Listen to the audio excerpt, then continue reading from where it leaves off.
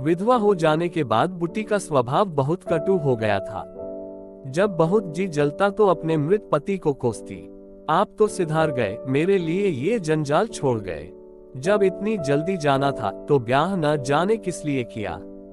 घर में भुनी भांग नहीं, चले थे ब्याह करने। वह चाहती तो दूसरी सगाई कर लेती। अयरों में इसका रिवाज है। देखने सुनने में भी बुरी न थी। दो एक आदमी तैयार भी थे, लेकिन बुटी पतिव्रता कहलाने के मोह को न छोड़ सकी।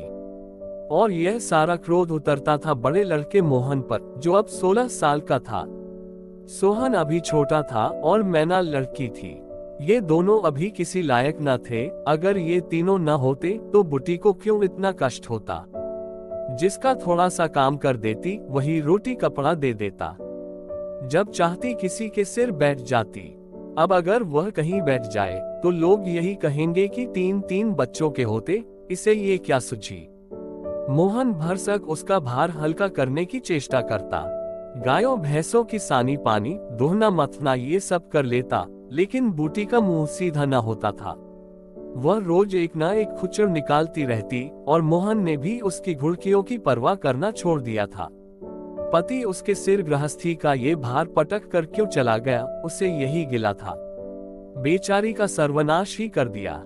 न खाने का सुख मिला, न पहनने ओढ़ने का, न और किसी बात का। इस घर में क्या आई, मानो भट्टी में पड़ गई। उसकी वैधव्य साधना और अतृप्त भोग लालसा में सदैव द्वंद सा मचा रहता था, और उसकी जलन में उसके हृदय की सारी मृदुता जलकर भस्म हो गई थी। पति के पीछे और कुछ नहीं तो बूटी के पास 400-500 के गहने थे, लेकिन एक एक करके सब उसके हाथ से निकल गए। उसी मोहल्ले में उसकी बिरादरी में कितनी ही औरतें थीं, जो उससे जेठी होने पर भी गहने झमकाकर, आंखों में काजल लगाकर, मांग में सिंदूर की मोटी सी रेखा डालकर मानो उसे जलाया करती थी। इसलिए अब उनमें से कोई विधवा हो जाती तो बूटी को खुशी होती, और यह सारी जलन वह लड़कों पर निकालती, विशेषकर मोहन पर। वह शायद सारे संसार की स्त्रियों को अपने ही रूप में देखना चाहती थी। कोत्सा में उसे विशेष आनंद मिलता था। उसकी वंचित लालसा जल न पाकर ओस चाट लेने में ही संतुष्ट होती थी। फिर यह कैसे संभव था कि वह मोहन के विषय में कुछ सुने और पेट में डाल ले। ज्यों ही मोहन संध्या समय दूध बेचकर घर आया, बूटी ने कहा, देखती हूँ तू अब साढ़ बनने पर उतारू हो गया है। मोहन ने प्रश्न के भाव से देखा, कैसा साढ़, बात क्या है। बूटी ने कहा, तू रुपया से छिप छिप कर नहीं हंसता बोलता, उस पर कहता है कैसा साढ़। तुझे लाज नहीं आती। घर में पैसे पैसे की तंगी है और वहाँ उसके लिए पान लाए जाते हैं, कपड़े रंगाए जाते हैं। मोहन ने विद्रोह का भाव धारण किया। अगर उसने मुझसे 4 पैसे के पान मांगे तो क्या करता। कहता कि पैसे दे तो लाऊंगा। अपनी धोती रंगने को दी, उससे रंगाई मांगता। बूटी ने कहा, मोहल्ले में एक तू ही धन्ना सेठ है, और किसी से उसने क्यों न कहा। मोहन बोला, ये वह जाने, मैं क्या बताऊं। बूटी ने कहा, तुझे अब छैला बनने की सुचती है। घर में भी कभी 1 पैसे का पान लाया। मोहन बोला, यहाँ पान किसके लिए लाता। बूटी ने कहा, क्या तेरे लिए घर में सब मर गए। मोहन बोला, मैं न जानता था तुम पान खाना चाहती हो। बूटी ने कहा, संसार में 1 रुपया ही पान खाने जोग है। मोहन बोला, शौक सिंगार की भी तो उम्र होती है। बूटी जल उठी। उसे बुढ़िया कह देना उसकी सारी साधना पर पानी फेर देना था। बुढ़ापे में उन साधनों का महत्व ही क्या। जिस त्याग कल्पना के बल पर वह स्त्रियों के सामने सिर उठाकर चलती थी, उस पर इतना कठोराघात। इन्हीं लड़कों के पीछे उसने अपनी जवानी धूल में मिला दी। उसके आदमी को मरे आज 5 साल हुए, तब उसकी चढ़ती जवानी थी। 3 बच्चे भगवान ने उसके गले मर दिए, नहीं अभी वह है कै दिन की। चाहती तो आज वह भी ओठ लाल किए, पांव में महावर लगाए, अनावट बिछुए पहने मटकती फिरती। ये सब कुछ उसने इन लड़कों के कारण त्याग दिया, और आज मोहन उसे बुढ़िया कहता है। रुपया उसके सामने खड़ी कर दी जाए तो चूहिया सी लगे। फिर भी वह जवान है और बूटी बढ़िया है। बोली, हाँ और क्या, मेरे लिए तो अब फटे चितले पहनने के दिन हैं। जब तेरा बाप मरा तो मैं रुपया से 2 ही 4 साल बढ़ी थी।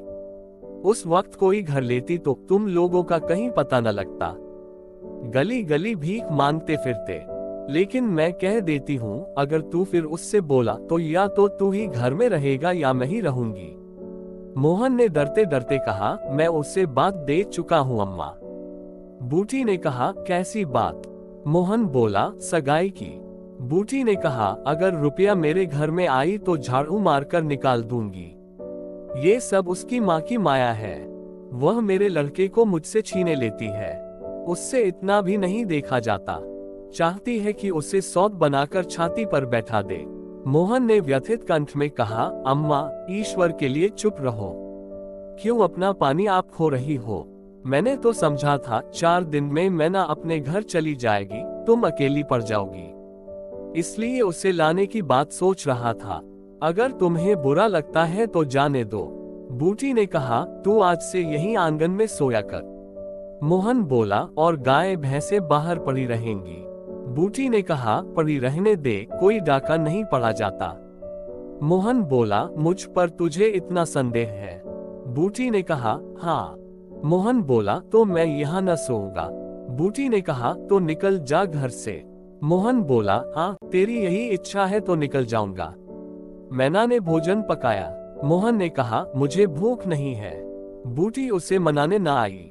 मोहन का युवक हृदय माता के इस कठोर शासन को किसी तरह स्वीकार नहीं कर सकता। उसका घर है, ले ले।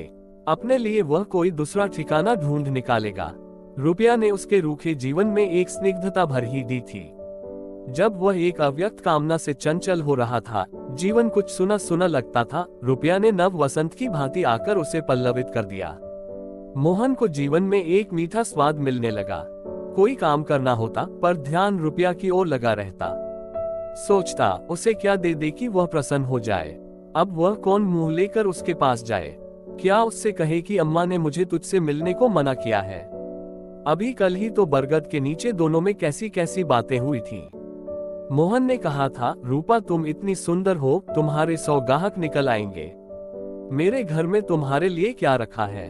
इस पर रुपया ने जो जवाब दिया था, वह तो संगीत की तरह अब भी उसके प्राण में बसा हुआ था। मैं तो तुमको चाहती हूँ मोहन, अकेले तुमको। परगने के चौधरी हो जाओ तब भी मोहन हो, मजदूरी करो तब भी मोहन हो। उसी रुपया से आज वह जाकर कहे, मुझे अब तुमसे कोई सरोकार नहीं है। नहीं, यह नहीं हो सकता। उसे घर की परवाह नहीं है। वह रुपया के साथ माँ से अलग रहेगा। इस जगह न सही, किसी दूसरे मोहल्ले में सही। इस वक्त भी रुपया उसकी राह देख रही होगी। कैसे अच्छे बीड़े लगाती है। कहीं अम्मा सुने कि वह रात को रुपया के द्वार पर गया था तो प्राण ही दे दे। दे दे प्राण। अपने भाग तो नहीं बखानती कि ऐसी देवी बहू मिली जाती है। न जाने क्यों रुपया से इतना चिढ़ती है। वह जरा पान खा लेती है, जरा साड़ी रंग कर पहनती है। बस यही तो। चूड़ियों की झनकार सुनाई दी। रुपया आ रही है। हाँ वही है। रुपया उसके सिरहाने आकर बोली, सो गए क्या मोहन? घड़ी भर से तुम्हारी राह देख रही हूँ, आए क्यों नहीं? मोहन नींद का मक्कर किए पड़ा रहा। रुपया ने उसका सिर हिलाकर फिर कहा, क्या सो गए मोहन? उन कोमल उंगलियों के स्पर्श में क्या सिद्धि थी कौन जाने। मोहन की सारी आत्मा उन्मत्त हो उठी। उसके प्राण मानो बाहर निकलकर रुपया के चरणों में समर्पित हो जाने के लिए उछल पड़े। देवी वरदान के लिए सामने खड़ी है। सारा विश्व जैसे नाच रहा है। उसे मालूम हुआ जैसे उसका शरीर लुप्त हो गया है, केवल वह एक मधुर स्वर की भांति विश्व की गोद में चिपटा हुआ उसके साथ नृत्य कर रहा है। रुपया ने कहा, अभी से सो गई क्या जी? मोहन बोला, हाँ जरा नींद आ गई थी रूपा। तुम इस वक्त क्या करने आई? कहीं अम्मा देख लें तो मुझे मार ही डालें। रुपया ने कहा, तुम आज आए क्यों नहीं? मोहन बोला, आज अम्मा से लड़ाई हो गई। रुपया ने कहा, क्या कहती थी? मोहन बोला, कहती थी रुपया से बोलेगा तो मैं प्राण दे दूंगी। रुपया ने कहा, तुमने पूछा नहीं रुपया से क्यों चिढ़ती हो? मोहन बोला, अब उनकी बात क्या कहूं रूपा, वह किसी का खाना पहनना नहीं देख सकती। अब मुझे तुमसे दूर रहना पड़ेगा। रुपया ने कहा, मेरा जी तो न मानेगा। मोहन बोला, ऐसी बात करोगी तो मैं तुम्हें लेकर भाग जाऊंगा। रुपया ने कहा, तुम मेरे पास एक बार रोज आया करो बस, और मैं कुछ नहीं चाहती। मोहन बोला, और अम्मा जो बिगड़ेंगी? रुपया ने कहा, तो मैं समझ गई, तुम मुझे प्यार नहीं करते। मोहन बोला, मेरा बस होता तो तुमको अपने प्राण में रख लेता। इसी समय घर के किवाड़ खटके, रुपया भाग गई। मोहन दूसरे दिन सोकर उठा तो उसके हृदय में आनंद का सागर सा भरा हुआ था। वह सोहन को बराबर डांटता रहता था। सोहन आलसी था, घर के काम धंधे में जी न लगाता था। मोहन को देखते ही वह साबुन छिपाकर भाग जाने का अवसर खोजने लगा। मोहन ने मुस्कुराकर कहा, धोती बहुत मैली हो गई है सोहन, धोबी को क्यों नहीं देते। सोहन को इन शब्दों में स्नेह की गंध आई। सोहन ने कहा, धोबिन पैसे मांगती है। मोहन बोला, तो पैसे अम्मा से क्यों नहीं मांग लेते। सोहन ने कहा, अम्मा कौन पैसे दिए देती है। मोहन बोला, तो मुझसे ले लो। ये कहकर उसने एक इकन्नी उसकी ओर फेंक दी। सोहन प्रसन्न हो गया। भाई और माता दोनों ही उसे धिक्कारते रहते थे। बहुत दिनों बाद आज उसे स्नेह की मधुरता का स्वाद मिला। इकन्नी उठा ली और धोती को वहीं छोड़कर गाय को खोलकर ले चला। मोहन ने कहा, रहने दो, मैं इसे लिए जाता हूँ। सोहन ने पगहिया मोहन को देकर फिर पूछा, तुम्हारे लिए चिलम रख लाऊं। जीवन में आज पहली बार सोहन ने भाई के प्रति ऐसा सद्भाव प्रकट किया था। इसमें क्या रहस्य है, यह मोहन की समझ में नहीं आया। बोला, आग हो तो रखाओ। मैना सिर के बाल खोले आंगन में बैठी घरौंदा बना रही थी। मोहन को देखते ही उसने घरौंदा बिगाड़ दिया और आंचल से बाल छिपाकर रसोई घर में बर्तन उठाने चली। मोहन ने पूछा, क्या खेल रही थी मैना। मैना डरी हुई बोली, कुछ नहीं तो। मोहन ने कहा, तू तो बहुत अच्छे घरौंदे बनाती है, जरा बना देखूं। मैना का रुआसा चेहरा खिल उठा। प्रेम के शब्द में कितना जादू है। मुंह से निकलते ही जैसे सुगंध फैल गई। जिसने सुना उसका हृदय खिल उठा। जहां भय था वहां विश्वास चमक उठा। जहां कटुता थी वहां अपनापन छलक पड़ा। चारों ओर चेतना दौड़ गई। कहीं आलस्य नहीं, कहीं खिन्नता नहीं। मोहन का हृदय आज प्रेम से भरा हुआ है। उसमें सुगंध का विकर्षण हो रहा है। मैना घरौंदा बनाने बैठ गई। मोहन ने उसके उलझे हुए बालों को सुलझाते हुए कहा, तेरी गुड़िया का ब्याह कब होगा मैना, न्योता दे, कुछ मिठाई खाने को मिले। मैना का मन आकाश में उड़ने लगा। जब भैया पानी मांगे तो वह लोटे को राख से खूब चमाचम करके पानी ले जाएगी। मैना ने कहा, अम्मा पैसे नहीं देती। गुड्डा तो ठीक हो गया है, टीका कैसे भेजें। मोहन बोला, कितने पैसे लेगी। मैना ने कहा, 1 पैसे के बतासे लूंगी और 1 पैसे का रंग। जोड़े तो रंगे जाएंगे कि नहीं। मोहन बोला, तो 2 पैसे में तेरा काम चल जाएगा। मैना ने कहा, हाँ 2 पैसे दे दो भैया, तो मेरी गुड़िया का ब्याह धूमधाम से हो जाए। मोहन ने 2 पैसे हाथ में लेकर मैना को दिखाए। मैना लपकी। मोहन ने हाथ ऊपर उठाया। मैना ने हाथ पकड़कर नीचे खींचना शुरू किया। मोहन ने उसे गोद में उठा लिया। मैना ने पैसे ले लिए और नीचे उतरकर नाचने लगी। फिर अपनी सहेलियों को विवाह का न्योता देने के लिए भागी। उसी वक्त बूटी गोबर का झावा लिए आ पहुंची। मोहन को खड़े देखकर कठोर स्वर में बोली, अभी तक मटरगश्ती ही हो रही है, भैंस कब दुही जाएगी। आज बूटी को मोहन ने विद्रोह भरा जवाब न दिया, जैसे उसके मन में माधुर्य का कोई सोता सा खुल गया हो। माता को गोबर का बोझ लिए देखकर उसने झावा उसके सिर से उतार लिया। बूटी ने कहा, रहने दे, जाकर भैंस दो, मैं तो गोबर लिए जाती हूँ। मोहन बोला, तुम इतना भारी बोझ क्यों उठा लेती हो, मुझे क्यों नहीं बुला लेती। माता का हृदय वात्सल्य से गदगद हो उठा। बोली, तू जा अपना काम देख, मेरे पीछे क्यों पड़ता है। मोहन बोला, गोबर निकालने का काम मेरा है। बूटी ने कहा, और दूध कौन दुहेगा। मोहन बोला, वो भी मैं करूंगा। बूटी ने कहा, तू इतना बड़ा जोधा है कि सारे काम कर लेगा। मोहन बोला, जितना कहता हूँ उतना कर लूंगा। बूटी ने कहा, तो मैं क्या करूंगी। मोहन बोला, तुम लड़कों से काम लो, जो तुम्हारा धर्म है। बूटी ने कहा, मेरी सुनता है कोई। आज मोहन बाजार से दूध पहुंचाकर लौटा तो पान, कत्था, सुपारी, एक छोटा सा पानदान और थोड़ी सी मिठाई लाया। बूटी बिगड़ कर बोली, आज पैसे कहीं फालतू मिल गए थे क्या। इस तरह उड़ावेगा तो कई दिन निबाह होगा। मोहन बोला, मैंने तो 1 पैसा भी नहीं उड़ाया अम्मा, पहले मैं समझता था तुम पान खाती ही नहीं। बूटी ने कहा, तो अब मैं पान खाऊंगी। मोहन बोला, हाँ और क्या, जिसके 2 जवान बेटे हों, क्या वह इतना शौक भी न करे। बूटी के सूखे कठोर हृदय में कहीं से कुछ हरियाली निकल आई। एक नन्ही सी कोम्पल थी, उसके अंदर कितना रस था। उसने मैना और सोहन को एक एक मिठाई दे दी और एक मोहन को देने लगी। मोहन बोला, मिठाई तो लड़कों के लिए लाया था अम्मा। बूटी ने कहा, और तू तो बूढ़ा हो गया, क्यों? मोहन बोला, इन लड़कों के सामने तो बूढ़ा ही हूँ। बूटी ने कहा, लेकिन मेरे सामने तो लड़का ही है। मोहन ने मिठाई ले ली। मैना ने मिठाई पाते ही गप से मुंह में डाल ली थी। वह केवल मिठाई का स्वाद जीभ पर छोड़कर कब की गायब हो चुकी थी। मोहन को ललचाए आंखों से देखने लगी। मोहन ने आधा लड्डू तोड़कर मैना को दे दिया। एक मिठाई दोने में बची थी। बूटी ने उसे मोहन की तरफ बढ़ाकर कहा, लाया अभी तो इतनी सी मिठाई, ये ले ले। मोहन ने आधी मिठाई मुंह में डालकर कहा, वह तुम्हारा हिस्सा है अम्मा। बूटी ने कहा, तुम्हें खाते देखकर मुझे जो आनंद मिलता है उसमें मिठास से ज्यादा स्वाद है। उसने आधी मिठाई सोहन और आधी मोहन को दे दी, फिर पानदान खोलकर देखने लगी। आज जीवन में पहली बार उसे यह सौभाग्य प्राप्त हुआ। धन्य भाग की पति के राज में जिस विभूति के लिए तरसती रही, वह लड़के के राज में मिली। पानदान में कई कुल्हियां हैं, और देखो, दो छोटी छोटी चिमचियां भी हैं। ऊपर कड़ा लगा हुआ है, जहां चाहो लटका कर ले जाओ। ऊपर की तश्तरी में पान रखे जाएंगे। ज्यों ही मोहन बाहर चला गया, उसने पानदान को मांझ धोकर उसमें चुना, कत्था भरा, सुपारी काटी, पान को भिगोकर तश्तरी में रखा।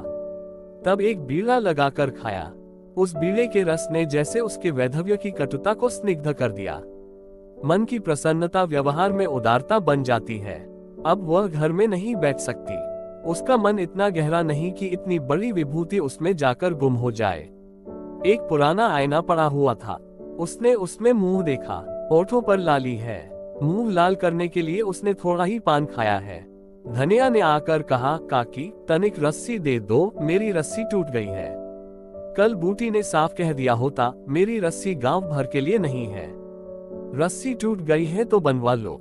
आज उसने धनिया को रस्सी निकालकर प्रसन्न मुख से दे दी और सद्भाव पूछा, लड़के के दस्त बंद हुए कि नहीं धनिया?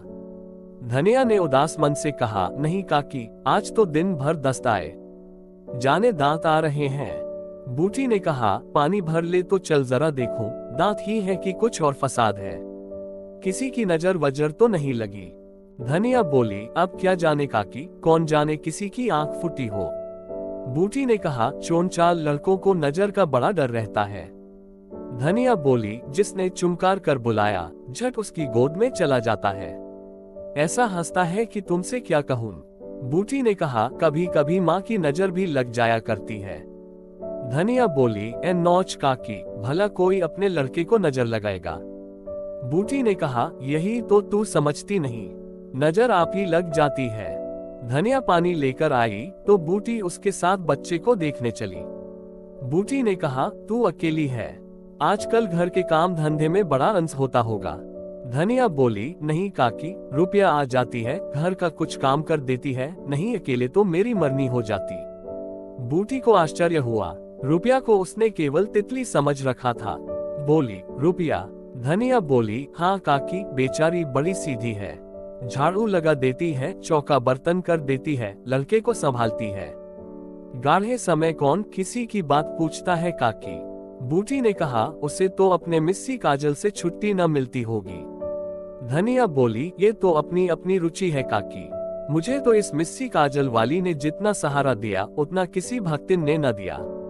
बेचारी रात भर जागती रही, मैंने कुछ दे तो नहीं दिया। हाँ, जब तक जीऊंगी उसका जस गाऊंगी। बूटी ने कहा, तू उसके गुण अभी नहीं जानती धनिया। पान के लिए पैसे कहाँ से आते हैं, किनारदार साड़ियाँ कहाँ से आती हैं। धनिया बोली, मैं इन बातों में नहीं पड़ती काकी, फिर शौक सिंगार करने को किसका जी नहीं चाहता, खाने पहनने की यही तो उम्र है। धनिया ने बच्चे को खटोले पर सुला दिया। बूटी ने बच्चे के सिर पर हाथ रखा, पेट में धीरे धीरे उंगली गड़ाकर देखा, नाभि पर हींग का लेप करने को कहा। रुपया बेनिया लाकर उसे झलने लगी। बूटी ने कहा, ला बेनिया मुझे दे दे। रुपया बोली, मैं झला दूंगी तो क्या छोटी हो जाऊंगी। बूटी ने कहा, तू दिन भर यहाँ काम धंधा करती है, थक गई होगी। रुपया बोली, तुम इतनी भली मानस हो और यहाँ लोग कहते थे वह बिना गाली के बात नहीं करती। मारे डर के तुम्हारे पास न आई। बूटी मुस्कुराए, लोग झूठ तो नहीं कहते। मैं आंखों की देखी मानून की कानों की सुनी। कह तो दी होगी, दूसरी लड़की होती तो मेरी ओर से मुंह फेर लेती, मुझे जलाती, मुझसे ऐंठती। इसे तो जैसे कुछ मालूम ही न हो सकता है कि मोहन ने इससे कुछ कहा ही न हो। हाँ, यही बात है। आज रुपया बूटी को बड़ी सुंदर लगी। ठीक तो है, अभी शौक श्रृंगार न करेगी तो कब करेगी। शौक श्रृंगार इसलिए बुरा लगता है कि ऐसे आदमी अपने भोग विलास में मस्त रहते हैं। किसी के घर में आग लग जाए उनसे मतलब नहीं, उनका काम तो खाली दूसरों को रिझाना है। जैसे अपने रूप की दुकान सजाए, राह चलतों को बुलाती हो कि जरा इस दुकान की सैर भी करते जाए। ऐसे उपकारी प्राणियों का श्रृंगार बुरा नहीं लगता, नहीं बल्कि और अच्छा लगता है। इससे मालूम होता है कि इसका रूप जितना सुंदर है उतना ही मन भी सुंदर है। फिर कौन नहीं चाहता कि लोग उनके रूप की बखान करें।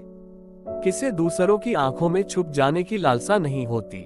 बूटी का यौवन कब का विदा हो चुका, फिर भी ये लालसा उसे बनी हुई है। कोई उसे रस भरी आंखों से देख लेता है तो उसका मन कितना प्रसन्न हो जाता है। जमीन पर पांव नहीं पड़ते। फिर रूपा तो अभी जवान है। उस दिन से रूपा प्रायः 2-1 बार नित्य बूटी के घर आती। बूटी ने मोहन से आग्रह करके उसके लिए अच्छी सी साड़ी मंगवा दी। अगर रूपा कभी बिना काजल लगाए या बेरंगी साड़ी पहने आ जाती तो बूटी कहती, बहू बेटियों को ये जोगिया भेस अच्छा नहीं लगता, ये भेस तो हम जैसी बुढ़ियों के लिए है। रूपा ने एक दिन कहा, तुम बूढ़ी काहे से हो गई अम्मा? लोगों को इशारा मिल जाए तो भौरों की तरह तुम्हारे द्वार पर धरना देने लगे। बूटी ने मीठे तिरस्कार से कहा, चल मैं तेरी माँ की सौत बनकर जाऊंगी। रुपया बोली, अम्मा तो बूढ़ी हो गई। बूटी ने कहा, तो क्या तेरे दादा अभी जवान बैठे हैं? रुपया बोली, हाँ ऐसा, बड़ी अच्छी मिट्टी है उनकी। बूटी ने उसकी ओर रस भरी आंखों से देखकर पूछा, अच्छा बता, मोहन से तेरा ब्याह कर दूं? रूपा लजा गई, मुख पर गुलाब की आभा दौड़ गई। आज मोहन दूध बेचकर लौटा तो बूटी ने कहा, कुछ रुपए पैसे जुटा, मैं रूपा से तेरी बातचीत कर रही हूँ। रोज नई कहानियाँ सुनने के लिए सब्सक्राइब करें और बेल आइकॉन प्रेस करना न भूलें।